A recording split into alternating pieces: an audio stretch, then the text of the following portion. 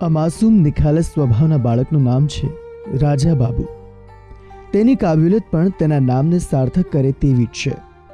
રાજા બાબુને જન્મથી કુદરતે બંને ખભા આપ્યા જ નથી, જેના લીધે નકલી હાથ પણ ન લગાવી શકાયા, પરંતુ મજબૂત મનોબળનો રાજા બાબુ હાથ દ્વારા થતા તમામ કાર્યોને પગથી ખૂબ જ સરળતાથી કરી શકે છે। તેના પગની કમાલ આગળ બંને હાથ ધરાવતા આપણા જેવા સામાન્ય માનવીને પણ શરમ અનુભવવી પડે। સવારે ઉઠીને દૈનિક ક્રિયાઓથી લઈને સ્કૂલે જવા માટે તૈયાર થવામાં જાતી જ તે મહેનત કરે છે। હવે તમને સવાલ થતો હશે કે હાથ વિનાનો રાજા બાબુ ખાતો કઈ રીતે હશે?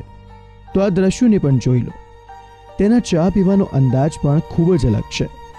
ડાન્સનો ગજબ શોખ છે રાજા બાબુને।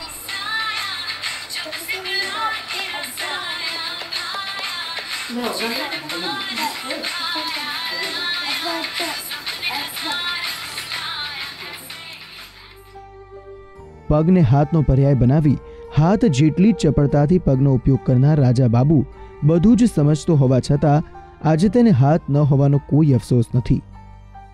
खुदा ने हाथ नहीं दिया मेरे को, पर मेरे को कोई अफसोस नहीं। मैं सुबह उठता हूँ, खाता हूँ, पीता हूँ सब पेट से, पर मेरे को कोई किसी का गम नहीं लगता। जो हाथ वाला काम करते वो मैं पेट से ही काम करता हूँ। टॉयलेट में जाना पेट से काम करता हूँ, सब पेट से काम करता हूँ। स्कूल में जाना पेट से, लिखना सब पेट से। અમીરગઢના વિરમપુર ગામે રહેતા પઠાણ અબ્દુલગર ગફ્ફારભાઈને 4 સંતાનો છે।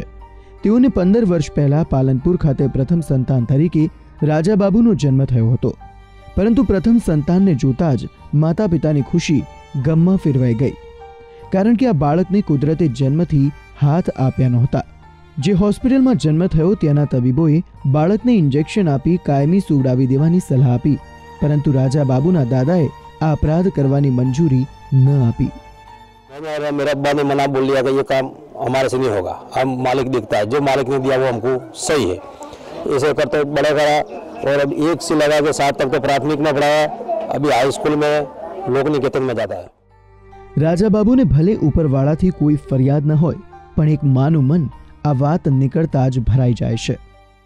इसकी मस्ती में मस्त रहता है वो, इसको इतना अफसोस नहीं कि मेरा हाथ नहीं है तो मैं क्या कर सकता हूँ। मैं उसको ऐसा लगता है दिल में कि नहीं कि आज मेरा हाथ होते मैं कुछ करके दिखा सकता था। हाथ विना अंधकारमय बनेला जीवनने पण जे राजा बाबुए પડકાર તરીકે લીધું, તે રાજા બાબુની जिंदादिली જોઈ मन बोली उठे छे कि जीना इसी का नाम है। सरफराज नागोरी, संदेश न्यूज, बनासकांठा।